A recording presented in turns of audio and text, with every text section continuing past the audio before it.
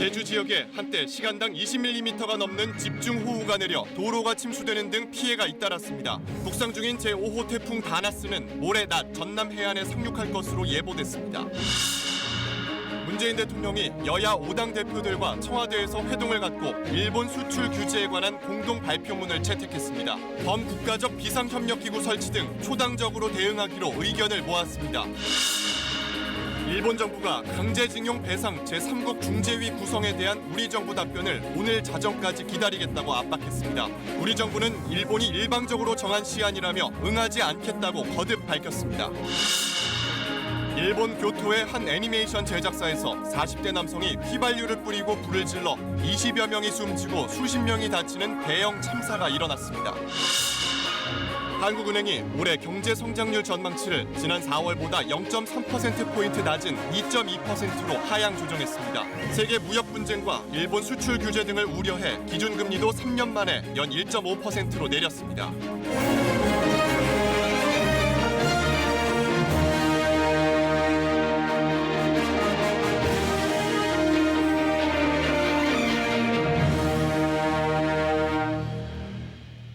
시청자 여러분 안녕하십니까? 9시 뉴스를 시작하겠습니다. 문재인 대통령과 여야 5당 대표가 청와대에서 회동했습니다. 일본의 수출 규제와 관련해서 공동 발표문도 나왔습니다. 이 소식은 잠시 뒤에 전해드리겠습니다. 네, 먼저 폭우와 태풍 소식입니다. 오늘 제주에 시간당 20mm가 넘는 집중호우가 쏟아졌습니다. 도로와 농경지 곳곳이 침수되고 배편 운항에도 차질을 빚었습니다. 내일부터는 한반도로 접근하고 있는 태풍 다나스의 영향으로 제주와 남해안이 태풍의 직접 영향권에 들 것으로 보입니다. 먼저 박천수 기자입니다. 장대처럼 쏟아진 빗줄기가 경사를 따라 강물처럼 흘러내립니다. 빗물과 함께 밀려온 쓰레기가 배수구를 막는 바람에 빗물이 역류해 흘러넘칩니다. 오늘 오전부터 호우특보가 내려진 제주에는 시간당 20mm가 넘는 강한 비가 쏟아졌습니다. 농경지 곳곳이 물에 잠겼고 도로들도 온통 물바다가 됐습니다. 혹시나 막힌 게 있으면 그거 뚫어가지고 배수로 빗물이 배수구로 내려가게끔. 오후 들어 빗줄기가 잦아들었지만 도로 상황은 좀처럼 나아지지 않습니다. 시간당 15mm 이상의 강한 비가 내리면서 이곳 도로 한쪽이 완전히 침수됐습니다. 한라산에 130mm가 넘는 비가 내려 입산이 일부 통제됐고 해수욕장들도 입수가 통제돼 텅 비었습니다. 바다엔 풍랑주의보가 발효돼 마라도와 가파도를 오가는 소형 선박과 여객선 운항도 일부 차질을 빚었습니다. 또 내일 밤부터는 제5호 태풍 다나스의 직접 영향권에 들기 때문에 피해 예방 조치에 안간힘을 쓰고 있습니다. 이거 태풍 때문에. 오늘 태풍 때문에. 네, 태풍 때문에 이거 내려놔야죠. 태풍 다나스는 타이완 북동쪽 해상에서 시간당 30km가 넘는 속도로 빠르게 북상하고 있습니다. 제주와 남해안 지역은 내일부터 모레까지 직접적인 태풍 영향권에 들 것으로 예상됩니다. KBS 뉴스 박천수입니다. 네, 북상하고 있는 태풍 다나스는 모레 낮 한반도에 상륙할 걸로 보입니다. 많은 비가 예보돼 있습니다. 제주도 산간 지역이긴 하지만 무려 700mm까지 예보돼 있습니다. 전환방송 스튜디오를 연결하겠습니다. 네, 이정훈 기자, 태풍이 대략 언제쯤 또 한반도 어느 지역으로 상륙할 걸로 지금 예상되고 있습니까? 네, 위성 영상으로 태풍의 현재 상황부터 확인해 보겠습니다. 다나스는 현재 타이완 북동쪽 해상에서 북상하고 있습니다.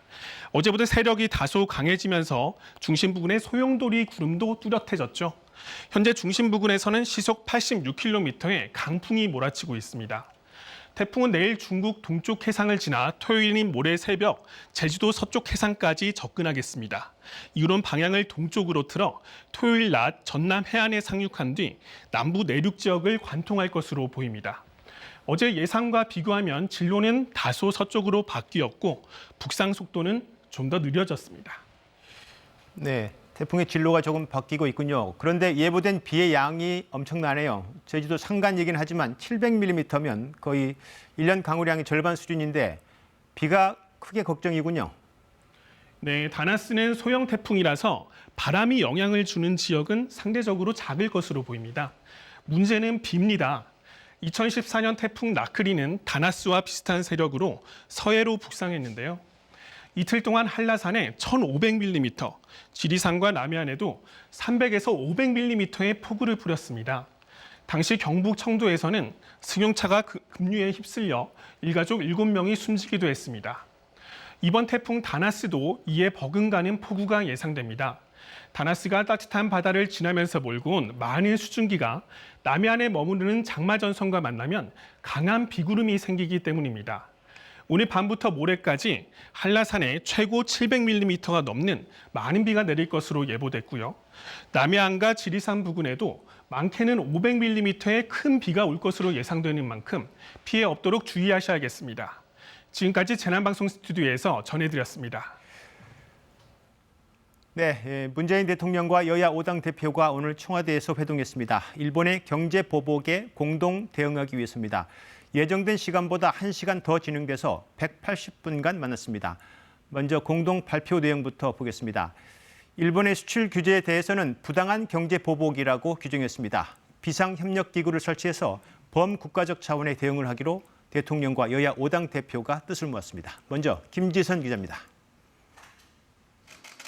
1년 4개월 만에 열린 문 대통령과 여야 5당 대표 회동. 시작은 화기애애했습니다. 대통령이 이사 대표들과 함께 머리를 맞대고 좀 지혜를 모으는 그런 모습을 보시는 것만으로도 좀 희망을 가지시지 않을까 그렇게 생각합니다.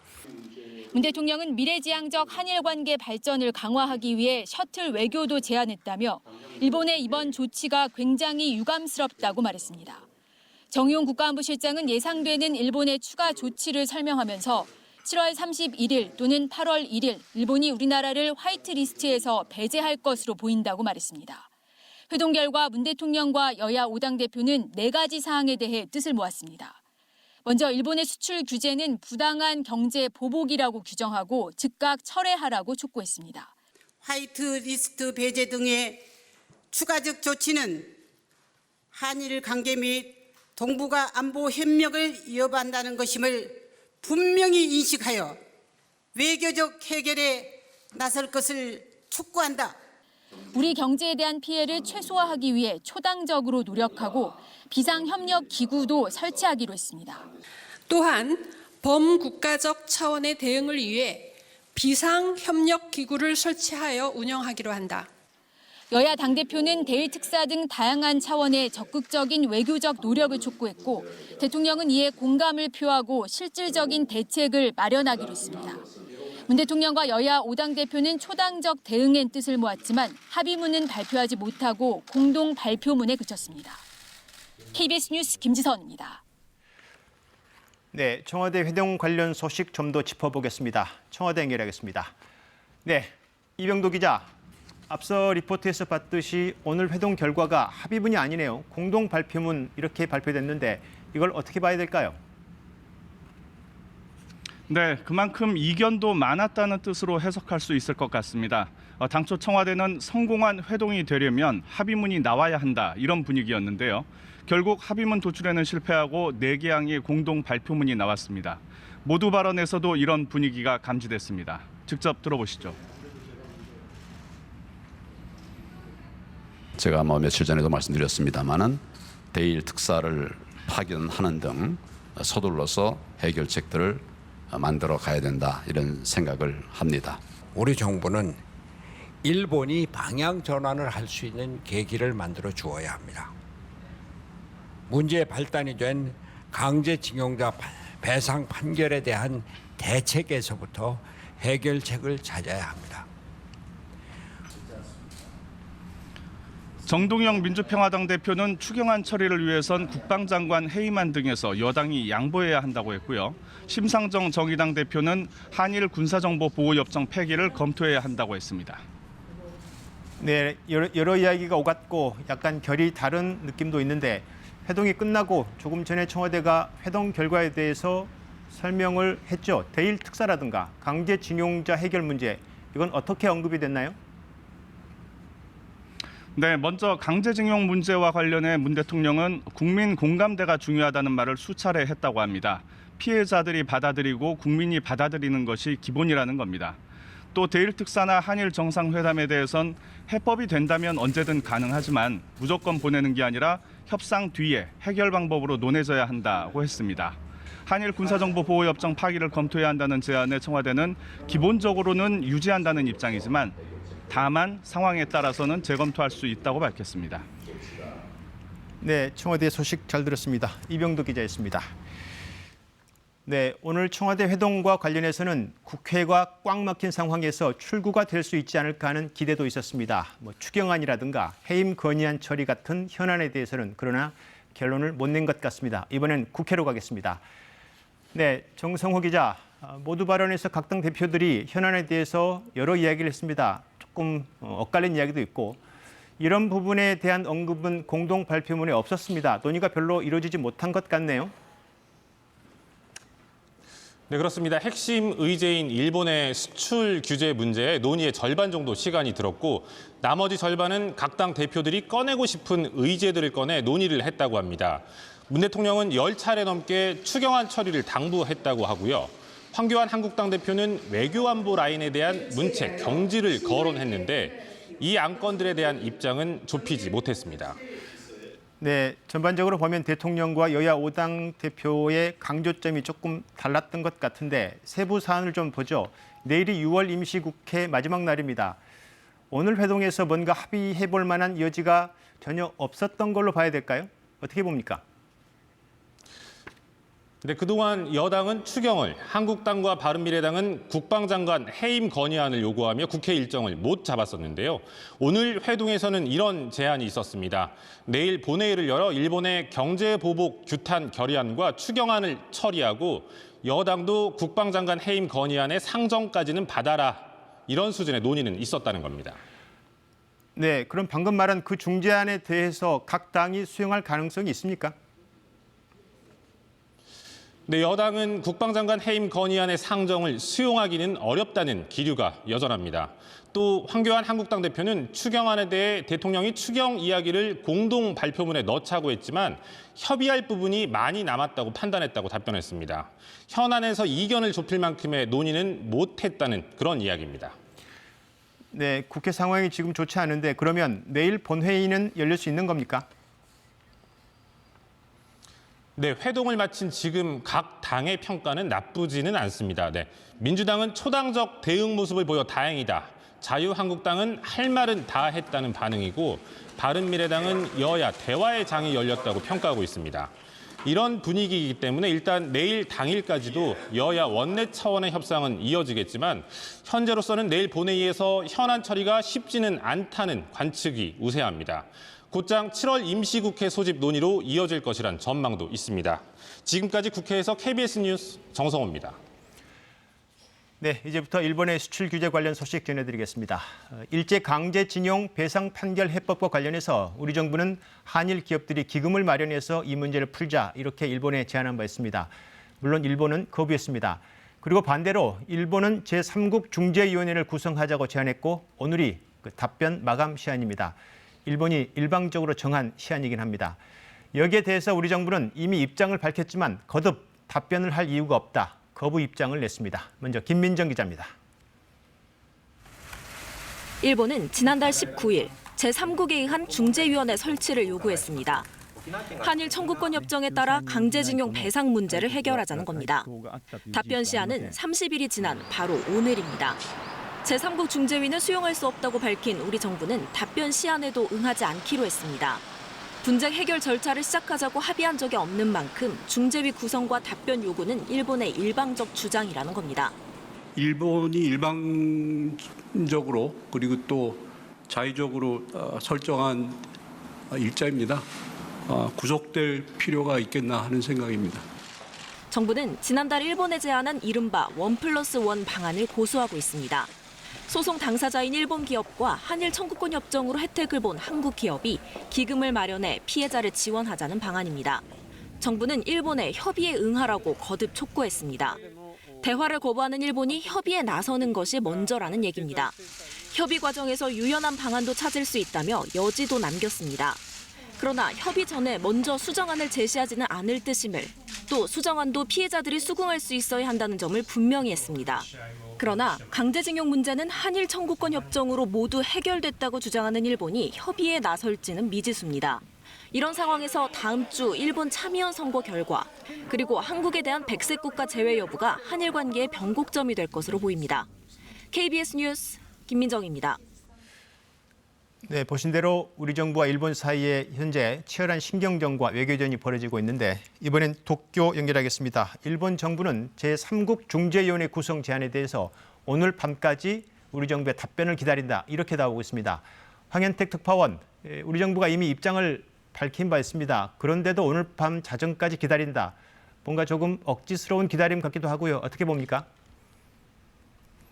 네, 말씀하신 대로 중재에 응하지 않는다는 한국 측 공식 답변이 없었다. 따라서 오늘 자정까지는 기다려보겠다. 이렇게 밝혔습니다. 들어보시겠습니다. 韓国政府は協定上定められた期限である本日の深夜24時まででありますけれども、これまでに仲裁に応じる協定上の義務を負っているわけです。 네, 정해진 시한, 중재 의무 이런 표현을 썼는데 협정문에는 문제가 생겼을 때 중재위를 구성한다 이렇게만 돼 있습니다. 시한도 없고 반드시 따라야 할 의무도 없다는 얘긴데요. 맘대로 시간을 정해놓고 이걸 안 지킨다고 저런 표현을 쓴 건 마치 한국 정부가 협정을 어긴 것처럼 보이게 하려는 의도로 풀이됩니다. 네, 현재 상황을 보면 우리 정부의 입장이 오늘 밤에 갑자기 바뀔 가능성은 거의 제로인 것 같은데 오늘 밤이 지나면 그럼 일본은 앞으로 어떻게 하겠다는 겁니까? 네, 브리핑에서 한국이 중재위를 거부하면 어떻게 할 거냐는 질문이 있었는데 가정을 전제로 답하지 않겠다. 다만 중재에 응하도록 계속 강하게 요구하겠다. 이런 답이 나왔습니다. 일본이 공언했던 국제사법재판소 제소도 당장은 하지 않을 거라는 일본 언론들의 전망이 나오는데요. 일단 다음 주 WTO 이사회를 지켜보고 또 강제징용 피해 원고 측이 한국 내 일본 기업 자산 매각에 나설지도 보면서 대응하겠다. 이런 의도로 보입니다. 네, 그리고 일본 내부에서 일본 정부와 다른 목소리가 좀 더 높아지고 있다는 소식도 있네요. 이제 그만 좀 일본 정부가 좀 자제해야 된다. 부메랑을 맞는다. 구체적으로 어떤 내용들이 나와 있습니까? 네, 귀를 꽉 막고 있는 듯한 일본 정부의 태도에 일본 언론의 논조도 보다 직설적으로 바뀌고 있습니다. 마이니치 신문은 이번 규제는 자유무역을 왜곡하는 조치로 외교와 관계없는 무역을 정치에 이용한 대가는 무겁다. 특히 한국의 반도체 생산이 줄어들면 소니나 파라소닉 등 일본 TV 제조사들이 부메랑을 맞을 수 있다고 경고했습니다. 니혼 게이자이도 한국 반도체 제조사가 대체 공급자를 찾으면 일본이 위험에 처할 거라고 지적했습니다. 실제로 오늘 일본 니케이 지수는 기업 실적 악화 우려가 커지면서 1.97%, 4개월 만에 최대 낙폭을 기록했고요. 일본이 공을 들이는 게 바로 관광 산업이죠. 그런데 지난달 한국인 관광객이 4%나 줄었습니다. 5년 만에 처음 있는 일인데요. 극우 성향 산케이 신문조차 내년 도쿄올림픽 흥행에 빨간불이 켜졌다. 이렇게 경고음을 냈습니다. 네, 도쿄 황현택 특파원 잘 들었습니다. 이번 일본의 수출 규제는 한일 두 나라만의 문제가 아니라 앞으로 상황에 따라서는 세계적으로 막대한 파장이 예상된다는 경고가 나오고 있습니다. 이유는 일본의 이번 시도가 글로벌 가치 사슬을 교란시키고 있기 때문입니다. 우리 기업의 반도체 생산에 문제가 생기면 그 반도체로 상품을 만드는 2차, 3차 국제적인 분업 시스템이 붕괴될 수도 있습니다. 글로벌 기업들이 지금 촉각을 곤두세우고 있습니다. 계속해서 이승재 기자의 보도입니다. 글로벌 IT 기업 마이크로소프트의 심장인 데이터 센터입니다.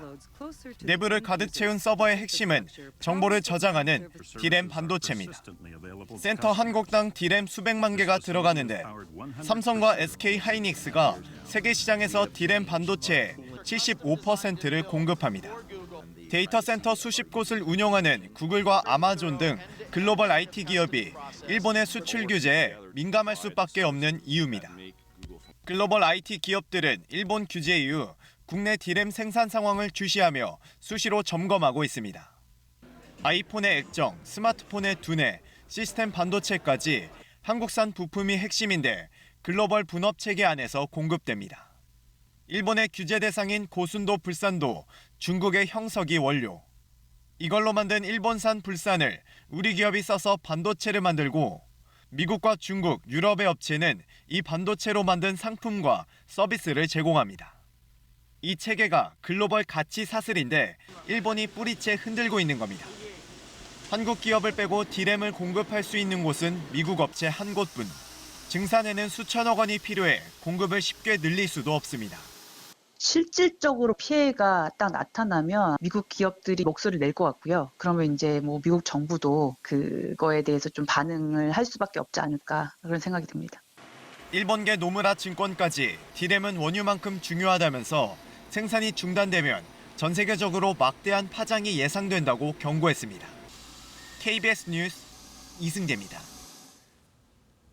그래서 미국도 한일 갈등을 바라보는 시선이 예사롭지 않고 심각해지고 있습니다. 미 하원 외교위에서 한미일 협력을 촉구하는 결의안을 통과시켰습니다. 협력 촉구 결의안이지만 깊은 우려가 들어 있습니다. 워싱턴 연결하겠습니다. 금철영 특파원, 이 하원 결의안에 어떤 내용이 들어 있습니까? 네, 미 하원 외교위가 통과시킨 결의안 A4 용지 8페이지 분량입니다. 한미, 미일 간 또 한미일 3국 간의 협력의 중요성을 담고 있는데요. 특히 한미는 피로 구축된 동맹이라고 명시한 게 눈에 띕니다. 미 하원 외교위원장의 소개 발언 들어보시죠. So I'm very troubled by the growing tensions between Japan and South Korea, and I urge both countries to find a way forward which restores their ability to cooperate with each other and with us. 네, 지금 이 시점에서 이 미 하원의 결의안에 대해서는 어떻게 봐야 될지 어떤 의미가 있습니까? 네, 발의는 지난 2월에 된 건데 지금 상임위를 통과한 건 의미가 있습니다. 특히 동북아시아 안보 상황이 간단치 않다는 점을 강조했는데요. 지금과 같은 중차대한 시기에 한일 갈등이 웬 말이냐는 인식이 담겨 있다 이렇게 볼 수가 있습니다. 미국 의회도 그렇지만 미국 정부의 분위기도 조금씩 달라지고 있다면서요. 좀 더 심각하게 보는 분위기입니까? 네, 한일 갈등 상황이 심각하다라는 인식이 미 행정부 내에서도 확산되고 있다는 전언이 이어지고 있습니다. 현재 미 정관계 인사들을 상대로 설명에 나선 우리 통상교섭실장의 얘기 한번 들어보시겠습니다. 그 한국, 일본만의 문제가 아니라 미국에도 영향을 미칠 수 있는 그런 중요한 문제라는 걸 좀 이제 인식을 의회에서도 하고 있는 것 같습니다. 네, 이수훈 전 주일 대사도 미국 관계자들을 두루 만난 뒤에 미국이 초기에 중립 유지 단계를 넘어서 상황의 심각성을 인식한 것으로 보인다 이렇게 특파원들에게 전하기도 했습니다. 일본에 이어 한국을 방문한 스티웰 미 국무동아태 차관보도 미국으로서도 할 수 있는 모든 것을 하겠다는 발언을 했는데요. 미국 정부의 상황 인식 그리고 발언의 강도가 갈수록 세지는 그런 분위기입니다. 네, 알겠습니다. 워싱턴 금철영 특파원이었습니다. 삼성전자가 비상계획 실행에 들어갔습니다. 협력사들에게 일본산 소재나 부품 전 품목을 최소 석 달치 이상 확보해 줄 것을 긴급 요청했습니다. 현대, LG, SK 등도 각자의 방법으로 비상계획에 돌입했습니다. 박대기 기자입니다. 삼성전자가 스마트폰과 가전사업 협력사들에게 긴급히 공문을 보냈습니다. 일본산 소재와 부품 전 품목 재고를 최소 90일치 확보해달라. 가능한 이달 말까지, 늦어도 8월 15일까지로 시한을 정했습니다. 확보한 물량을 다 못 쓰면 책임지겠다고까지 했습니다. 특히 일본이 한국을 백색 국가, 즉 우대국에서 제외하면 규제 품목이 확대될 가능성이 있다며 우려를 표한 것으로 알려졌습니다. 이걸 외부에 공개하면서까지 그런 공식적인 절차를 밟는다라는 거는 지금 상황이 그렇게 쉬운 상황은 아닌 것 같습니다. 이재용 부회장이 일본 출장 직후 사장단 회의에서 주문한 비상계획이 사실상 실행에 들어간 겁니다. 일본은 자국 기업 수출 때 개별 허가를 면제해주는 백색 국가에서 우리나라를 제외하는 절차를 밟고 있습니다. 다음 주 24일까지 의견 수렴을 거쳐 31일을 전후에 내각이 결정하면 다음 달 22일 전후 현실화될 수 있습니다. 이렇게 되면 수출 규제 대상도 현재 세계에서 857개 품목으로 확대됩니다. 정의선 현대차그룹 부회장은 도쿄에 갔습니다. 양궁협회장 자격으로 국제대회 참석 명목이지만 백색 국가 제외된 협력업체 공작기계나 소재 수급에도 타격이 예상되는 만큼 대응 방안 모색에도 나선 것으로 보입니다. LG와 SK 등 다른 기업들도 비상계획을 마련하는 등 추가 규제에 대비한 기업들의 발걸음은 더 바빠지고 있습니다. KBS 뉴스 박대기입니다. 일본의 유명 애니메이션 제작사인 교토 애니메이션 건물에서 큰 불이 나 최소 25명이 숨지는 참사가 일어났습니다. 불을 지른 것으로 보이는 40대 남성 용의자는 현장에서 체포됐습니다. 송영석 기자입니다. 시커먼 연기가 하늘을 뒤덮었습니다. 창문 곳곳에서 불길이 치솟고 소방관들은 불길을 잡기 위해 안간힘을 씁니다. 오늘 오전 10시 반쯤 일본 교토에 있는 인기 만화 제작사인 교토 애니메이션 건물이 펑 하는 소리와 함께 큰 불길에 휩싸였습니다. パーンという音やね。2回ほど爆発音今から言うと火の気が上がってきてすごかったですわ。これはもう煙もう赤い火の気がバーッと。 3층 건물이 모두 불에 타면서 최소 25명이 숨졌고 부상자도 30명이 넘는다고 소방당국은 밝혔습니다. 현지 언론들은 목격자들을 통해 불이 나기 직전 한 남성이 스튜디오 안으로 들어가 휘발유를 뿌린 뒤 불을 질렀다고 전했습니다. 건물 안엔 모두 70명이 넘는 사람이 있었는데 회사의 핵심 인재들이 모여있는 공간을 노린 방화로 보인다고 회사 관계자는 밝혔습니다. 1階と2階で十数名の方が内部で心肺停止の状態でおられるのを確認しております。 경찰은 현장에서 달아나려던 40대 남성을 붙잡아 범행 사실을 자백받았다며 범행 동기를 조사하고 있다고 밝혔습니다. 유명 애니메이션 업체에서 발생한 대형 참사로 일본이 충격에 빠진 가운데 이번 사건은 44명이 숨진 2001년 신주쿠 상가 화재 이후 최악의 화재 참사로 기록될 것으로 보입니다. KBS 뉴스 송영석입니다. 광주 세계 수영 선수권 대회에서 여자 선수들의 신체 특정 부위를 몰래 불법 촬영한 일본인이 기소 의견으로 검찰에 송치됐습니다. 당초 혐의를 부인했던 이 일본인은 결국 범행을 인정했습니다. 김서정 기자입니다. 지난 14일 광주 세계 수영 선수권 대회에서 여자 수구 선수들을 몰래 촬영하다 적발된 일본인 관람객 37살 A씨가 검찰에 송치됐습니다. 경찰이 A씨의 카메라를 정밀 감식한 결과 수구와 다이빙 경기장에서 찍은 17분 분량의 동영상 20개가 발견됐습니다. 이 동영상들 속에는 각국 여자 선수 10여 명의 신체 특정 부위를 확대해서 몰래 촬영한 영상이 고스란히 담겨 있었습니다. 경찰이 이 영상을 제시하자 A씨는 근육질 몸매에 흥분을 느꼈다며 뒤늦게 범행을 인정했습니다. 따라서 경찰은 성폭력 특별법 위반 등의 혐의로 A씨를 검찰에 송치했습니다. 3일 조사 끝에 디지털 포렌식 결과 일부 혐의 의심되는 동영상 파일에 대해 혐의 인정을 받았습니다. A씨는 당초 선수들 연습 장면을 찍었을 뿐이라며 혐의를 강력히 부인했습니다. 그러나 수구 연습장에서 경기장 보안 요원에게 불법 촬영이 적발되기 전날에도 다이빙 경기장에서 몰래 불법 동영상을 찍었던 사실이 추가로 확인됐습니다. 대회 조직위원회는 유사 사건이 또 생기지 않도록 안전요원과 자원봉사자 교육을 강화하고 있습니다. 관중석이라든지 이런 통로 쪽에서 촬영하는 사람들을 유심하게 보면서 그런 일이 일어나지 않도록 예방을 하고 있습니다. 경찰은 A씨 혐의가 확인됐더라도 신병을 구속할 정도의 사안이 아닌 만큼 일정에게 보관금을 예치하면 출국 정지 조치를 풀 수 있다고 설명했습니다. KBS 뉴스 김서정입니다. 성폭행 등의 혐의로 구속된 배우 강지환 씨 사건이 검찰로 넘어갔습니다. 범행 이후 노래를 듣거나 부른 정황 등 강 씨의 당시 여러 이상 행동들이 확인되면서 경찰은 마약 검사를 의뢰했습니다. 오현태 기자입니다. 강지환 씨가 경찰서 유치장을 나섭니다. 위아래 모두 검은색 옷을 입었고 모자와 마스크도 검은색을 썼습니다. 강 씨는 취재진의 질문에 아무런 말도 하지 않았습니다. 피해자들에게 할 말 없습니까? 한마디만 해주시죠. 뒤늦게 모든 혐의 인정한 이유가 뭡니까? 경찰 수사는 끝났지만 강 씨가 범행 당시 보인 여러 이상행동에 대한 의혹은 남아 있습니다.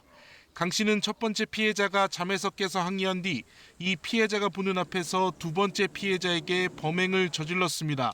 범행 후 항의하는 피해자들에게 잘못한 게 없다는 듯 내가 잘못한 것이냐고 말했습니다. 피해자들이 어떻게 이럴 수 있냐고 계속 항의하자 내가 잘못한 거면 감옥에 보내라고 말하고 방을 나왔습니다. 이후 피해자들이 지인 등에게 도움을 요청하는 동안 방 밖에서 노랫소리가 들렸다는 게 피해자들 주장입니다. 성폭행을 저질러 놓고도 태연하게 노래를 들었거나 직접 노래를 했다는 얘기입니다. 강 씨는 경찰이 출동하자 피해자들이 있는 방으로 안내하기까지 했습니다. 좀 대수롭지 않은 듯이 여기는 그런 모습하고 유체이탈된 그런 모습으로 남의 일처럼 행동한 그런 게 아닌가. 경찰은 강 씨의 마약 검사를 맡겼는데 정밀 검사 전 간이 검사에서는 음성 판정이 나왔습니다. KBS 뉴스 오현태입니다. 한국은행이 올해 경제 성장률 전망치를 2.2%로 다시 하향 조정하고 3년 만에 금리를 연 1.5%로 낮췄습니다. 수출과 투자 부진에 일본의 수출 규제로 대외 불확실성이 커졌기 때문입니다. 김민철 기자입니다. 한국은행이 올해 경제 성장률 전망치를 또다시 낮춰잡았습니다. 한은이 발표한 올해 GDP 성장률 전망치는 종전보다 0.3%포인트 낮은 2.2%, 1월과 4월에 이어 올해만 세 번째 하향 조정입니다. 하반기엔 좋아질 거란 4월 전망과 달리 이번에는 민간 소비 증가세가 둔화되고 투자와 수출이 부진할 거란 어두운 전망을 내놓았습니다. 성장률 2.2%는 글로벌 금융위기 영향이 있던 2009년 이후 가장 낮은 수준입니다. 더 큰 문제는 경제의 기초 체력이라 할 수 있는 잠재 성장률도 낮아지고 있다는 점입니다. 2%대 후반으로 봤던 잠재 성장률을 이번엔 2%대 중반으로 낮췄습니다. 그만큼 우리 경제가 당초 예상보다도 빠르게 늙어가고 있다. 그리고 활력이 약화되고 있다라는 의미로 해석해야 할 것으로 보여집니다. 결국 기준금리도 0.25%포인트 낮춘 연 1.5%로 결정했습니다. 최근 일본의 수출 규제로 불확실성이 높아진 점도 반영됐습니다. 한국에 대한 수출 규제가 그야말로 현실화되고 또 경우에 따라서는 더 확대되고 한다면은 우리 수출 그리고 더 나아가서 우리 경제에 미치는 영향이 적다고 할 수는 없습니다. 그러면서 금리 인하만으로는 한계가 있는 만큼 적극적인 재정 집행이 필요하다고 강조했습니다. 이 총재는 완화 기조를 유지해 나갈 예정이며 시장과의 소통도 강화하겠다고 밝혀 금리 추가 인하 가능성도 열어뒀습니다. KBS 뉴스 김민철입니다. 민주노총이 오늘 서울 여의도 국회 앞에서 총파업 대회를 열어 내년도 최저임금 10,000원 공약이 지켜지지 않은 것 등을 비판했습니다. 김명환 위원장은 탄력근로제 기간 확대와 최저임금 공약 폐기 등을 거론하며 노정 관계가 전면적인 단절로 이어질 것이라고 경고했습니다. 참석자들은 국회 쪽 행진도 시도했지만 국회 환경노동위원회 파행으로 탄력근로제 관련법 논의가 무산되자 해산했습니다. 건물 1층에 공간을 두고 주차장 등으로 활용하는 건축물이 많은데요. 불이 나면 빠르게 번질 수 있는 구조인데다 쓰레기를 쌓아두는 경우도 많아 특히 주의가 필요합니다. 이수민 기자입니다. 초등학교 건물이 시커먼 연기로 뒤덮였습니다. 필로티 구조로 돼 있던 1층 주차장에서 불이 시작된 것으로 추정됩니다. 한 명의 사망자를 낸 대낮 다세대 주택 화재도 필로티 건물 1층에서 일어났습니다. 주차장에 있던 종이 상자에 담배꽁초가 떨어진 것이 원인이었습니다. 비슷한 구조의 건물이 밀집한 주택가를 찾아갔습니다. 1층 주차장에 자리한 재활용품 수거함, 폐가구와 전자제품 등 각종 쓰레기가 가득 쌓여 있습니다. 현재 스폰지류인데요. 이런 거는 유독성 가스를 많이 분출하는 그런 근처의 또 다른 건물도 마찬가지입니다. 종이 상자를 비롯해 생활 쓰레기가 그냥 방치돼 있습니다. 바닥에 내버린 담배꽁초도 곳곳에서 발견됩니다. 이렇게 주차 공간 한쪽에 쌓여 있는 생활 쓰레기에 작은 불씨만 튀어도 큰 화재로 이어질 수 있습니다. 필로티 구조는 사방에서 공기가 통해 불이 빠르게 번집니다. 특히 차량 등에 옮겨 붙은 불이 벽을 타고 확산할 경우 순식간에 건물 전체가 불길에 휩싸일 수 있습니다. 1층에 있는 내부로 통하는 현관문은 화염과 연기를 차단할 수 있는 갑종 방화문으로 설치를 해야 되고 문은 항상 닫혀 있는 구조가 돼야 됩니다. 소방당국은 초기 화재 진화를 위해 필로티 건물 1층에 스프링클러 설비를 설치하고 소화기도 배치할 것을 권고했습니다. KBS 뉴스 이수민입니다. 양승동 KBS 사장에 대한 국회 출석 요구가 방송 독립성을 해칠 수 있다는 지적이 잇따르고 있습니다. 한국방송협회는 성명을 통해 특정 사안의 사실 확인을 위해 공영방송사장을 국회에 출석하게 하는 것은 방송의 자유와 독립을 저해하는 선례가 될 수 있다고 지적했습니다. KBS 시청자위원회도 정치권의 KBS 사장 출석 요구는 공영방송의 독립성과 언론 자유를 침해할 위험이 있으니 자제해 주시길 바란다고 밝혔습니다. 인종차별 발언을 한 트럼프 대통령 탄핵안이 미 하원에서 압도적인 표차로 부결됐습니다. 야당인 민주당 의원들의 반대표도 대거 포함됐는데요. 트럼프 대통령 재선 가도엔 청신호가 켜진 셈이 됐습니다. 기현정 기자입니다. 찬성 95명, 반대 332명. 유색인종 의원들에게 인종차별적 발언을 한 트럼프 대통령 탄핵안이 미 하원에서 큰 표차로 부결됐습니다. 여당인 공화당뿐 아니라 하원 다수당인 민주당 의원들도 절반 이상이 탄핵에 반대했습니다. 탄핵 추진 후폭풍을 우려했기 때문입니다. 민주당 하원 수장인 펠로시 의장도 줄곧 탄핵에 부정적인 입장을 보였습니다. 상원을 공화당이 장악해 탄핵 가결 가능성이 거의 없고 오히려 트럼프 대통령의 지지층만 결집하는 역풍을 맞을 수 있다는 우려 때문입니다. 러시아 스캔들과 인종차별 발언 논란으로 수세에 몰렸던 트럼프 대통령은 반색했습니다. 탄핵 부결 직후 열린 유세에서는 원래 나라로 돌아가라며 비난했던 민주당 유색 여성 의원을 다시 공격했고 지지자들은 인종차별적 언사를 연호하며 호응했습니다. Omar has a history of launching vicious anti-Semitic screeds.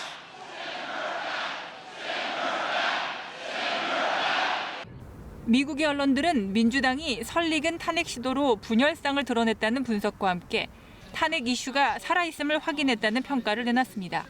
뉴욕타임스는 탄핵 결의안은 실패하고 민주당의 분열 정도가 드러났다고 평했고 AP는 민주당 내부에 탄핵에 열려있는 의원들이 상당하다며 탄핵 이슈가 내년 대선과 민주당 경선에 적지 않은 영향을 미칠 것으로 내다봤습니다. KBS 뉴스 기현정입니다. 참의원 선거를 앞둔 일본 아베 정권은 이딴 악재를 만났습니다.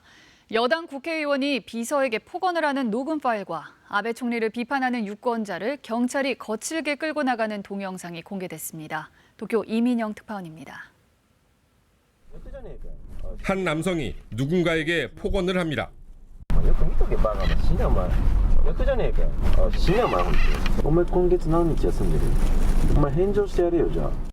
화가 풀리지 않았는지 폭언은 계속됩니다.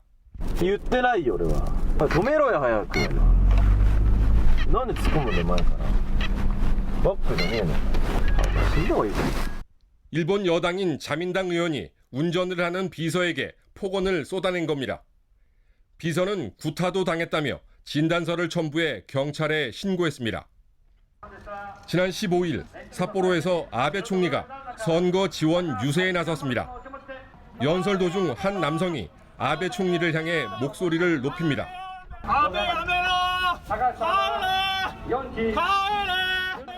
그런데 이 남성 10초도 안 돼 경찰들에게 거칠게 끌려나갑니다.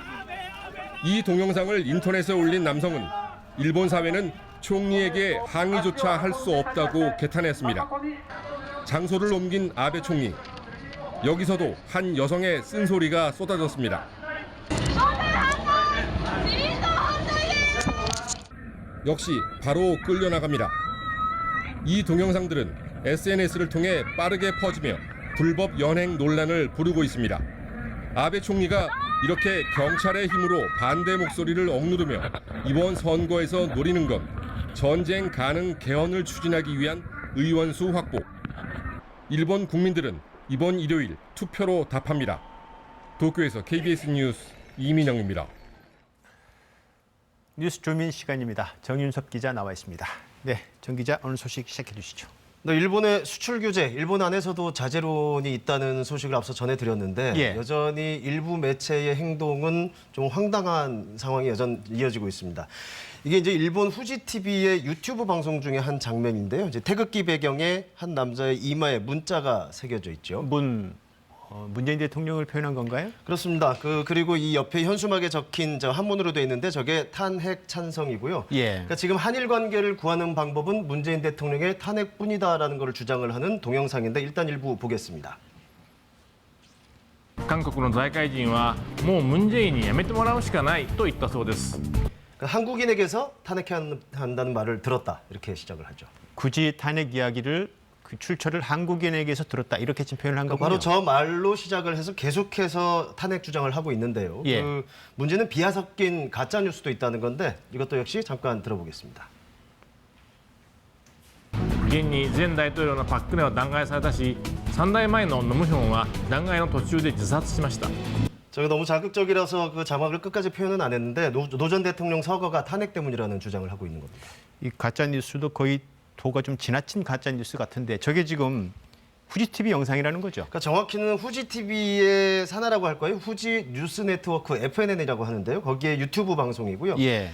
이 진행자가 정치부장의 전직 국장까지 거쳤고 지금 후지 TV 수석 논설위원입니다. 아, 논설위원요. 그리고 이 내용이 뉴스 홈페이지에 기사로도 올라가 있고 그 안에서 또 많이 본 기사 1위로도 올라갔었고요. 지금 야후 재팬에서도 기사가 확인이 되고요. 단순한 가짜 뉴스라고 치부하기에는 이게 정식으로 유통이 되고 영향력이 지금 확산되고 있다는 거잖아요. 그렇습니다. 그러니까 이게 또 어제 기사였는데 아까 오후에 조금 바뀌었습니다. 예. 보시면 노 전 대통령에 대한 기술에 잘못이 있어서 기사를 수정했다. 그 부분만 살짝 수정을 한 거고요. 그런데 예. 이 문제가 된 동영상은 아예 사라졌습니다. 후지 TV 측에서 이제 삭제한 것으로 추정이 되고요. 후지 TV가 일본 내에서 어떤 매체로 인식되고 있는지는 이게 지금 극우 성향의 매체인 거죠. 그렇게 좀 분류가 되고 있습니다. 지금 극우 매체로 알려진 산케이 신문도 같은 그룹의 계열사로 속해져 있고요. 남의 나라 보도이긴 하지만 이게 너무 가짜 뉴스를 이렇게 도를 넘게 너무 심한 거 아닌가 싶기도 하고요. 그렇습니다. 오늘 더불어민주당도 논평을 냈습니다. 도가 지나치다. 이웃나라 대통령의 탄핵까지 거론하는 모양새가 지금 아베 정권의 무모함과 꼭 닮았다. 이렇게 강하게 비난했습니다. 그들이 지금 영상을 내렸다는 거잖아요. 네. 근데 영상을 내린 뒤에도 이 기사가 계속 유통이 되고 있고요. 그렇죠. 문제는 이게 국내 극우 사이트에서도 돌고 있다는 건데요. 그러니까 아예 저렇게 번역한 자막까지 붙인 글이 올라오고 있고 이게 또 실시간 인기 글에도 오르고 있고 이게 동영상이 삭제됐다 그랬잖아요. 그 예. 이후에도 또 저 글이 올라오고 있고 그러니까 일본의 극우 매체가 주장한 걸 우리의 극우 세력이 받아서 또 이걸 유통하는 이런 방식으로 좀 진행이 되고 있는 거죠. 이 가짜 뉴스가 국제적으로도 이렇게 공조하면서 유통이 되는군요. 그렇게밖에 해석이 안 되는 거죠. 네, 잘 들었습니다. 뉴스주민 정윤섭 기자였습니다.